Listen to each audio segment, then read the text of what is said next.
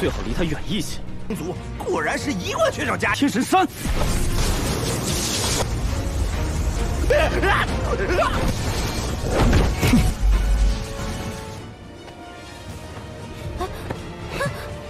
你放下我！男人，植村的人不能再嫁给别人。出！都怪你出手！看来要快点解决掉他。注入法力。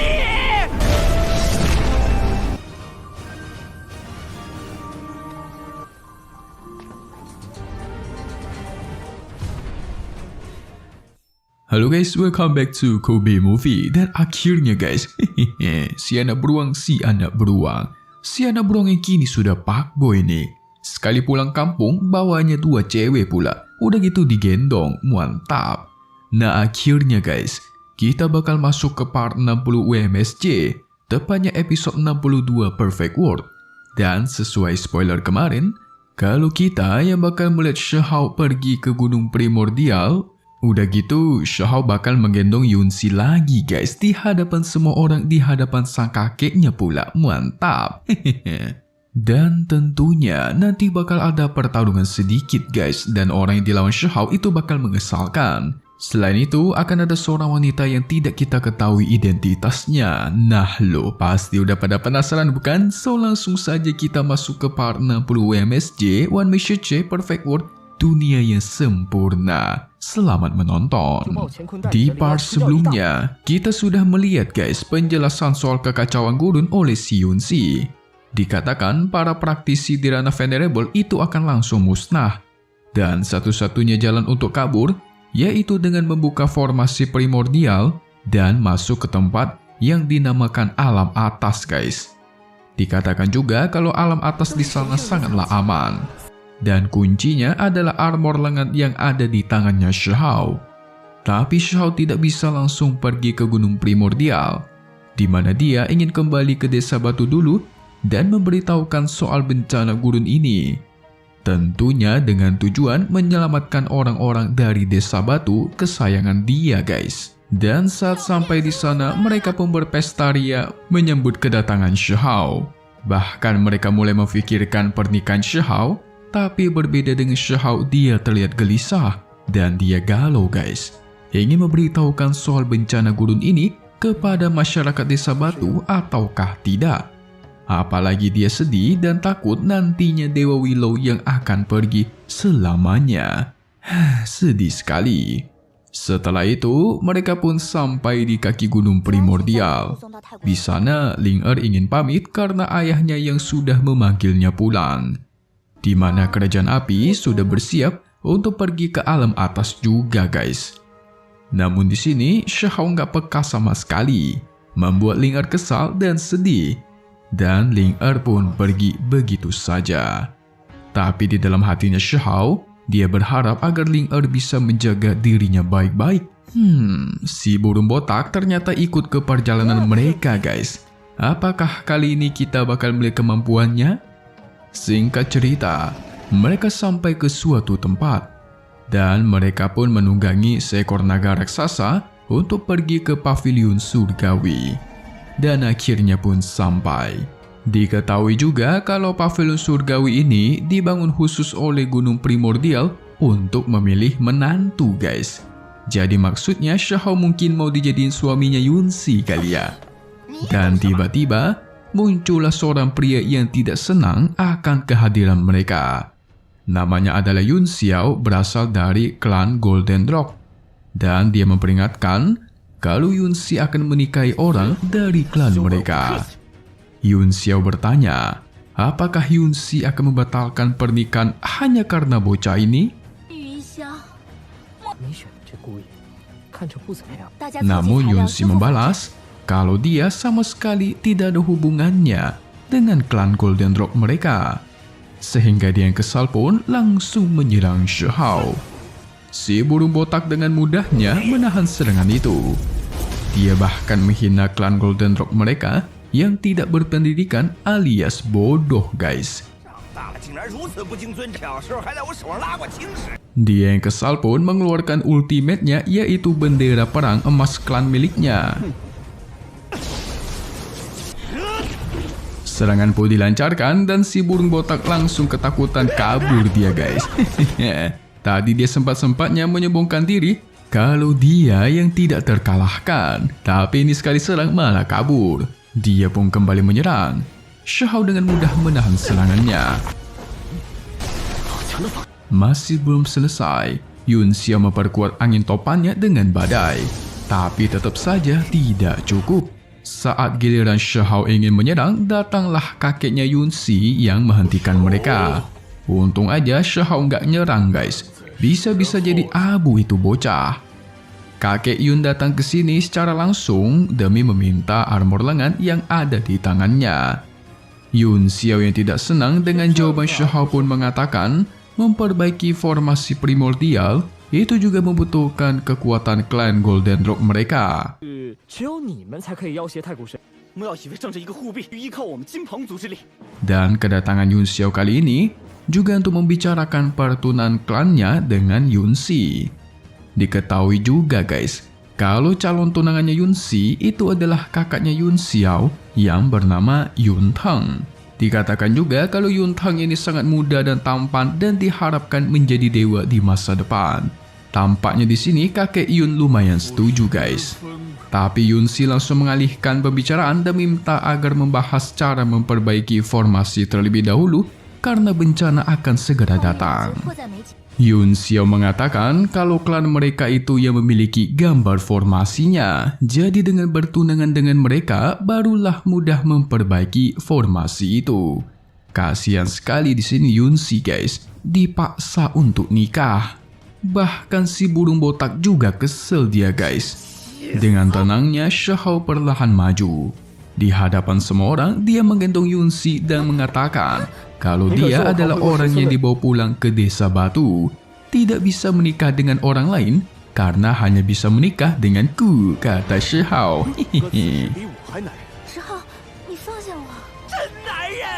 Di sini Shao juga berjanji akan memberikan armor lengannya nanti.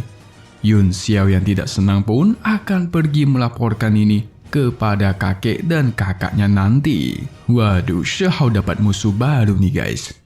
Armor lengan pun dia serahkan kepada Yun Xi. Dan mereka di sini sampailah ke tempat formasi primordial.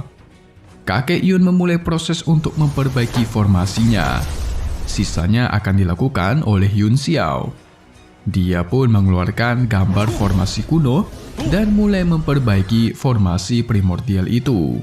Proses panjang pun dimulai dan formasi itu hampir saja gagal dibenarkan guys. Karena ada sisa-sisa retak di sampingnya, tapi akhirnya berhasil diperbaiki.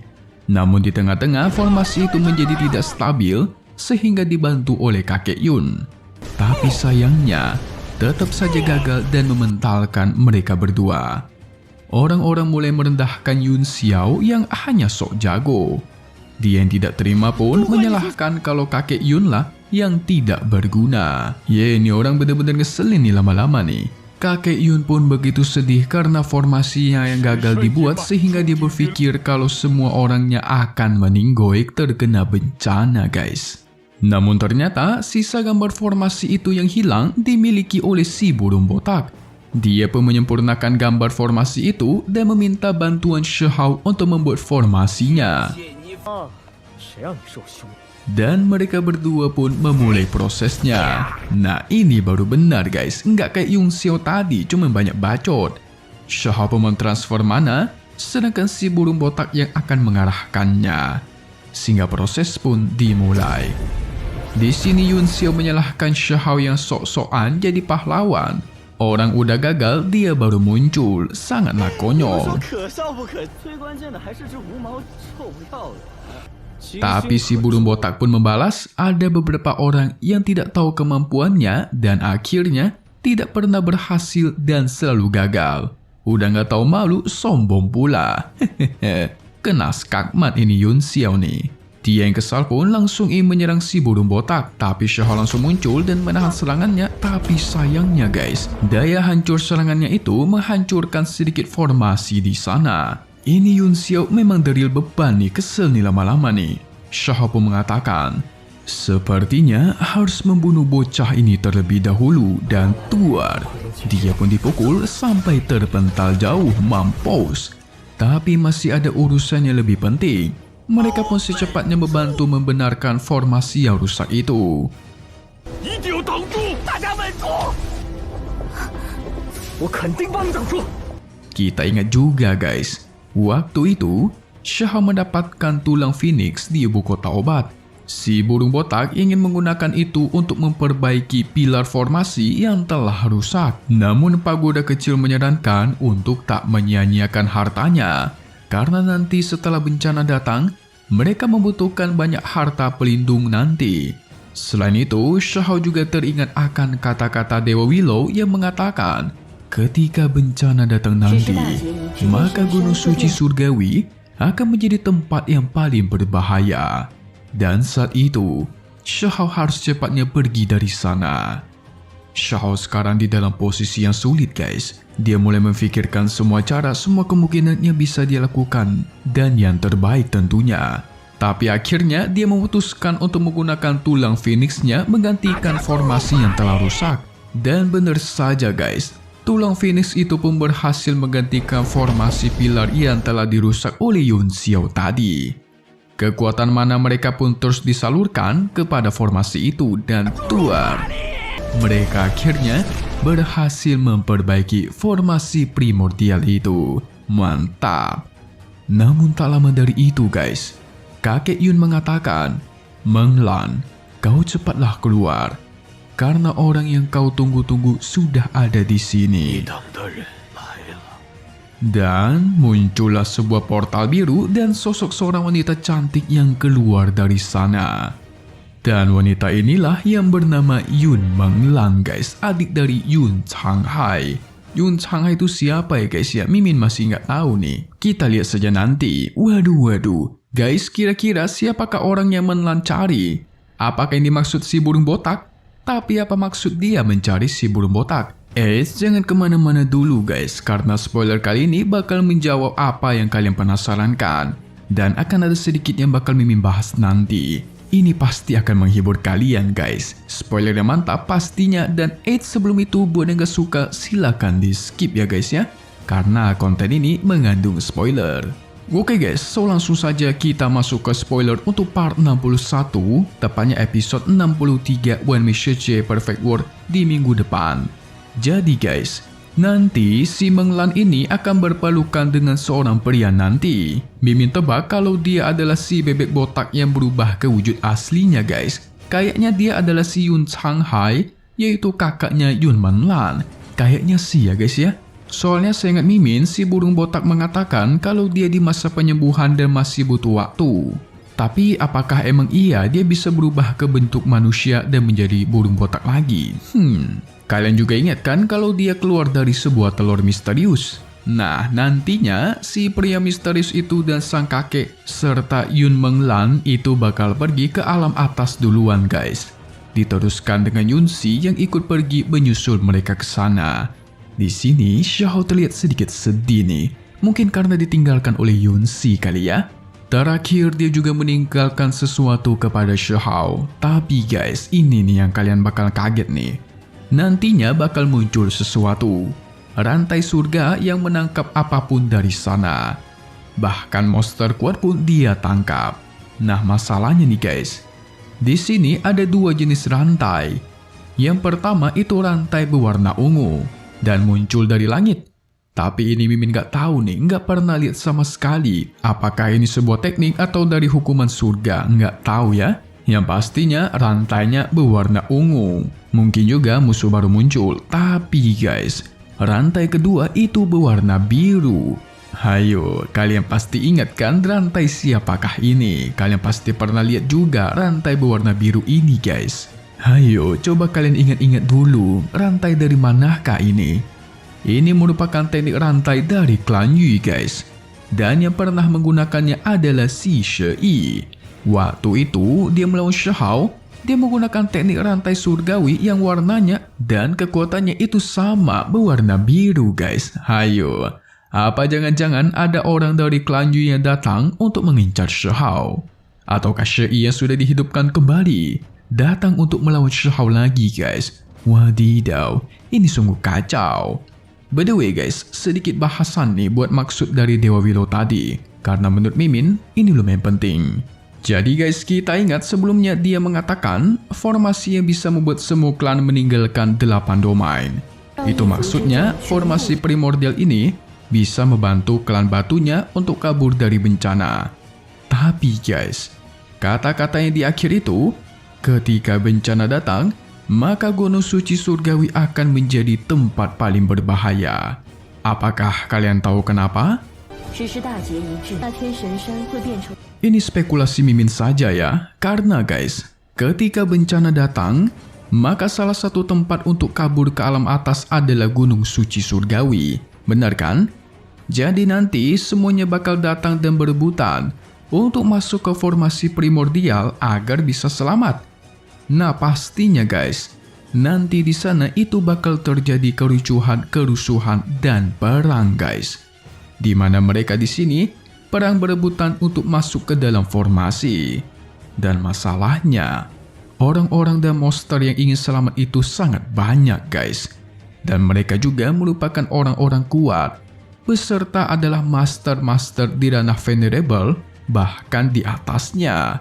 Makanya itu, Gunung Suci Surgawi akan menjadi tempat paling berbahaya ketika bencana datang guys. Wadidaw, serem sekali. Oke lah kalau gitu, selesai dulu untuk part 60 WMSJ. Sangat seru untuk Tonghuan 1 ini guys. Update lagi nanti seperti biasa di minggu depan, yaitu di hari Jumat ya guys. Dan seperti biasa guys, hanya di sini, Kobe Movie. So thank you buat kalian semua yang nonton dan selalu support kedua channel Mimin, Kobe Movie dan Kobe Official. Dan di sini, Mimin mohon pamit undur diri dulu. Kita bakal ketemu lagi di video-video selanjutnya. Alright then, see you guys.